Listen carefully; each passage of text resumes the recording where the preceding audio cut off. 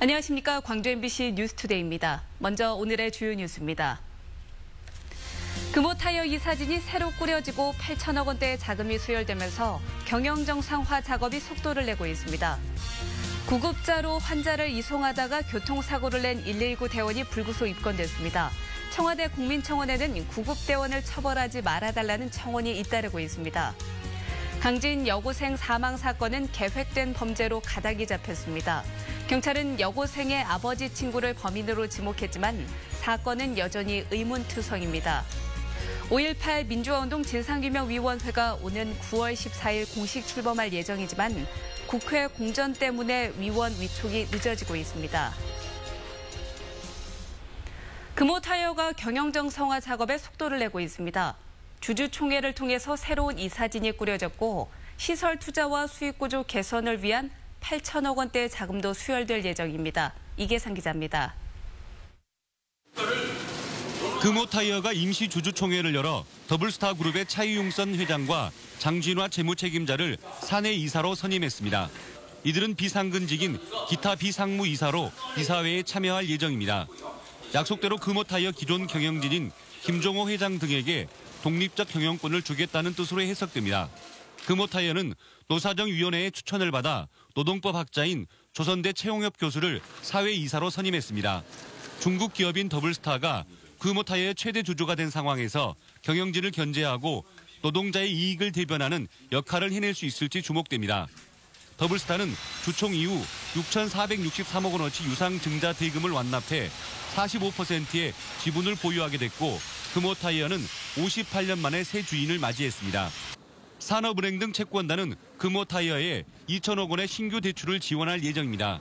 금호타이어는 긴급 수혈되는 8천억 원대의 자금을 활용해서 공장 설비를 보강하고 국내외 영업망 회복과 중국 법인 정상화 등 경영 정상화 과제를 해결해 나갈 계획입니다.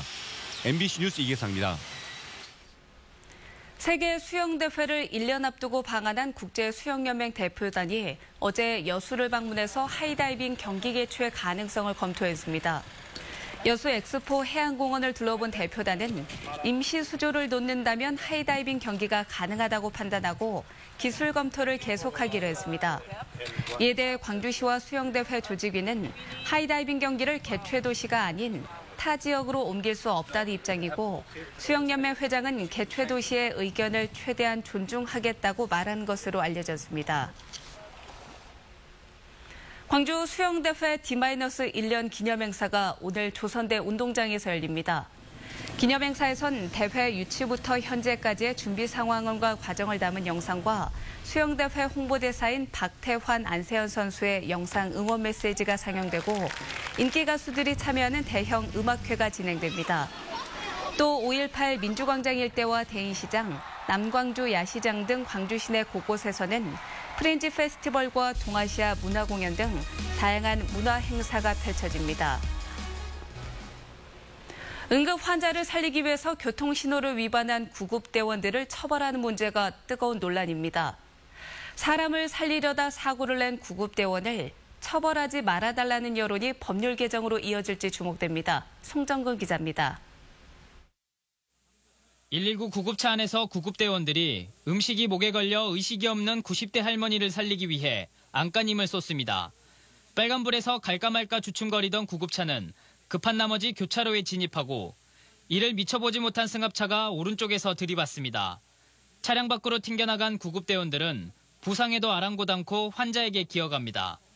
자기도 많이 다쳤는데도 불구하고 응급모금 기어가서 그 환자에게 다가가지고 환자를 아스팔트에 눕혀놓고 뒤에 막 따라오고 있는 구급대가 접근하기 직전까지도 90대 응급 환자는 끝내 숨졌고 교통사고로 구급대원들도 다쳐 병원 치료를 받고 있습니다. 게다가 이들은 처벌을 받을 처지에도 놓여 있습니다. 구급차를 운전했던 구급대원은 교통사고 처리 특례법 위반으로 사고 당일 불구속 입건됐습니다. 현행법상 구급차는 비상 상황에서 신호 위반이나 과속을 해도 되지만 그건 사고가 나지 않을 경우에만 해당합니다. 사고가 나면 책임은 전적으로 구급대원이 져야 합니다. 경찰은 사정은 딱하지만 실정법을 위반한 데에 대한 처벌은 불가피하다는 입장입니다. 저희들이야 법에 따라서 법규에 따라서 또 원칙적으로 이렇게 법을 적용할 것인데요. 법 조항 안에가 여러 가지 또 면책 규정이라든지 감경 규정이라든지 구급대원들의 안타까운 사연이 알려지면서 청와대 국민청원 게시판에는 구급대원을 처벌하지 말아달라는 청원이 3만 명을 넘어서고 있습니다. 최근 3년 동안 이런 사고는 전국적으로 740여 건이나 일어났고 구급차를 운전한 대원들은 처벌을 받았습니다. 응급구조 상황에서의 교통사고 책임을 면제해주자는 내용의 개정안이 최근 2차례나 발의됐지만 아직까지 처리되지 않고 있습니다. 이번 광주에서의 사고가 특별법 개정까지 이끌어낼 동력으로 작용할 수 있을지 주목됩니다. MBC 뉴스 송정근입니다. 강진 여고생 살인 사건은 아빠 친구의 계획범죄라고 경찰이 잠정 결론을 내렸습니다. 하지만 범행 동기가 뭔지, 직접 사인이 무엇인지 여전히 의문투성이이고 밝혀내기도 쉽지 않아 보입니다. 문현철 기자입니다. 실종 8일 만인 지난달 24일 숨진 채 발견된 여고생 이모 양. 의문을 남긴 채 정밀 부검이 끝났습니다. 사인과 연관될 만한 손상이 부검 당시에 확인된 게 없었습니다. 그래서 사인은 불명이고 앞으로 더 이상 확인하기는 어려울 것 같습니다. 이 양의 시신에서 수면 유도제 성분 0.093mg이 검출됐습니다. 피의자 김모 씨가 범행 이틀 전 처방받은 수면 유도제는 한 장에 10mg. 김 씨가 구입한 28정 가운데 얼마나 투여했는지는 알 방법이 없습니다. 이게 부패가 진행된 상황이기 때문에 어느 정도의 양이 부패에 들어갔다는 게 판단이 거의 불가능한 상태입니다. 사실은. 경찰은 이 양의 시신이 발견된 험질한 야산에서 범행이 이루어진 것으로 보고 있습니다. 수면 유도제 투여와 범행 과정에서 저항은 없었는지 역시 시신 부패가 심해 검증이 불가능합니다. 이 양의 DNA가 검출된 전기 이발 도구로 잘라낸 이 양의 머리카락은 사건 현장에서 찾지 못했습니다. 낫자루에 묻어있는 이 양의 DNA는 무엇 때문인 건지도 역시 밝혀낼 방법이 없습니다. 종합해 보면 피의자가 피해자를 살해했을 것으로 보여집니다. 피의자 김 씨가 이 양과 만난 것으로 추정되는 사건 당일 2시부터 김 씨가 귀가한 오후 5시 무렵까지 3시간. 그 3시간 가운데 차량이 2시간 넘게 한 곳에 주차됐던 사실을 확인하고도 그 인근에서 시신을 찾기까지 8일이 걸린 게 패착이었습니다. 김 씨와 이 양의 행적은 여전히 미공입니다. 피해가 진행 안 되었다면 시신 사인 확인은 더 할 수 있었을 가능성이 있습니다. 중범죄에 대한 처벌도 못하고 범행 동기도 범행 방법도 밝혀내지 못한 채 여고생 살인사건 수사가 정반으로 흐르고 있습니다. MBC 뉴스 문현철입니다. 광주경찰청 광역수사대는 기아차 채용을 미끼로 최근까지 29명으로부터 19억 원을 받아 가로챈 혐의로 기아차 광주공장 노조간부 출신의 48살 황 모 씨를 붙잡아 조사하고 있습니다. 경찰의 수사망을 피해 여수에서 도피 생활을 해온 황 씨는 수배 전단을 본 시민의 제보로 어젯밤 검거됐습니다. 경찰은 황 씨에 대해서 구속영장을 신청하고 공모 혐의를 받고 있는 기아차 전현직 직원에 대해서도 영장 신청을 검토하고 있습니다. 5.18 민주화운동 진상규명위원회가 오는 9월 14일 공식 출범할 예정입니다. 국방부가 입법 예고한 5.18 진상규명특별법 시행령안에 따르면 진상규명위원회는 장관급 위원장과 차관급인 부위원장 겸 사무처장, 그리고 상임위원 등 50명 규모로 꾸며집니다. 한편 5월 단체들은 여야 원내대표단이 진상조사위원을 추천하지 않고 있어서 위원회 출범이 늦어질 수 있다며 우려하고 있습니다.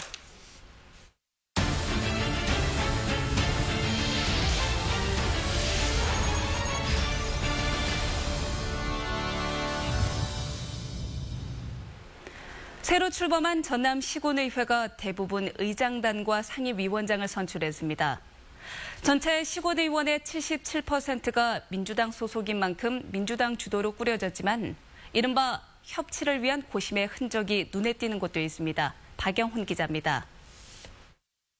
군의원 8명 중 6명이 민주당인 무안군의회, 3개 상임위 중 1개 위원회 위원장을 평화당 의원이 맡게 됐습니다.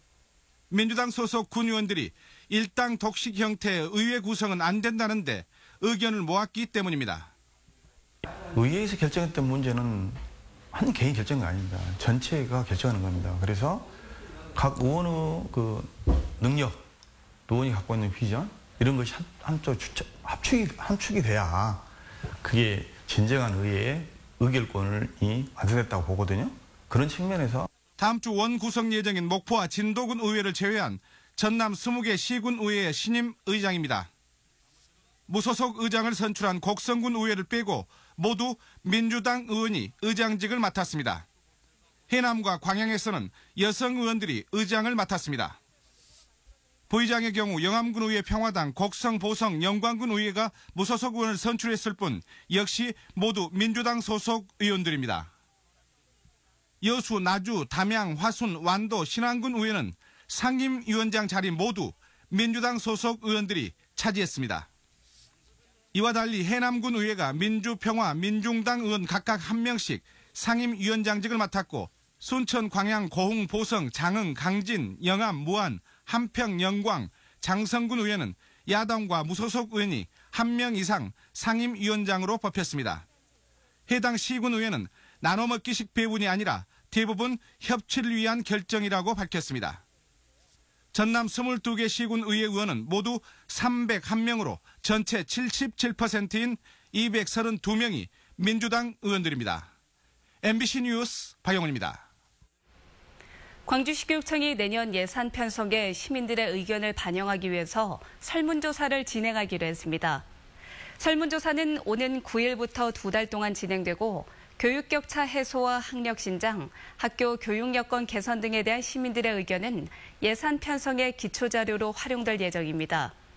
시교육청은 인터넷 홈페이지에서 설문조사에 참여할 수 있고 팩스나 우편으로도 의견서를 제출할 수 있다며 시민들의 관심을 당부했습니다.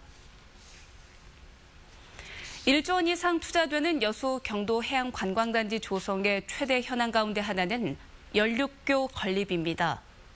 오는 19일 정부 재심의가 이루어지는데 계획대로라면 오는 2020년 착공될 전망입니다. 박민주 기자입니다. 여수 경도지구가 경제자유구역에 편입된 건 지난해 11월.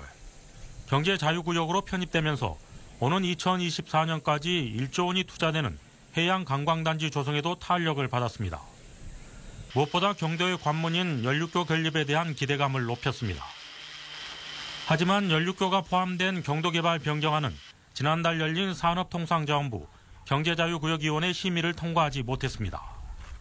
산업통상자원부 심의는 오는 19일 다시 열립니다. 심의가 통과되면 기획재정부 예비 타당성 조사를 거쳐 경도 연륙교 건립도 구체화될 전망입니다.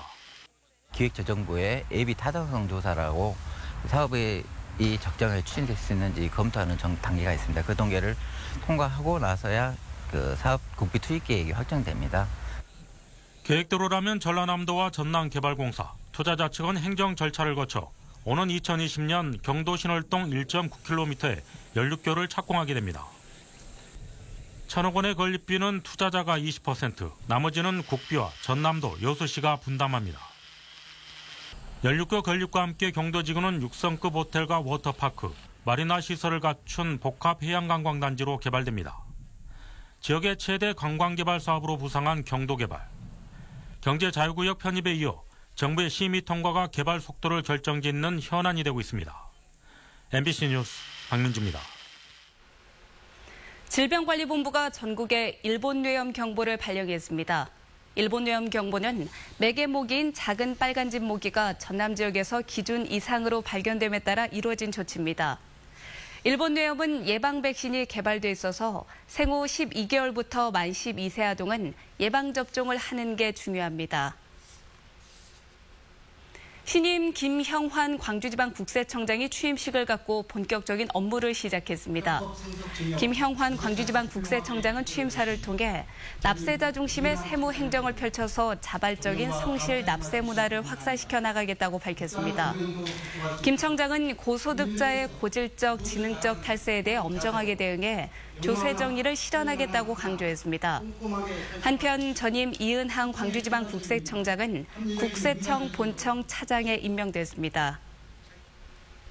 이번 주말은 비가 주춤하면서 구름만 많이 끼겠습니다.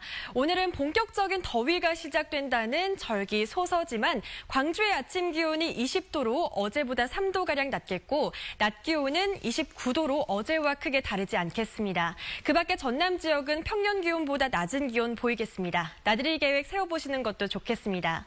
한편 월요일에는 또 비 소식이 있습니다. 새벽에 서해안을 시작으로 점차 내륙으로 확대되겠고 이 비는 오전 중에 그칠 것으로 예상됩니다. 자세한 지역별 기온 살펴보겠습니다. 현재 광주가 20.9도, 담양이 20.6도로 어제보다 3도가량 낮은 기온 보이고 있고요. 낮 기온은 광주가 29도, 화순이 26도로 어제와 비슷하겠습니다. 무안이 26도, 영암 27도로 어제보다 2도가량 낮은 기온 보이겠고요. 구름이 많이 끼겠습니다. 곡성이 28도, 순천 28도, 여수 25도로 어제보다 1도가량 낮은 기온 보이겠습니다. 바다의 물결은 서해남부 먼바다에서 최고 3m, 남해서부 먼바다에서 최고 4m로 매우 거세게 일겠습니다. 특히 남해서부 먼바다를 중심으로는 동해상에 풍랑경보가, 서해상에는 풍랑주의보가 발효된 가운데 바람도 강하게 불겠습니다. 각별히 주의하셔야겠습니다. 우리 지역 일요일부터 차차 흐려져서 월요일에는 한 차례 장맛비가 쏟아지겠습니다. 날씨였습니다.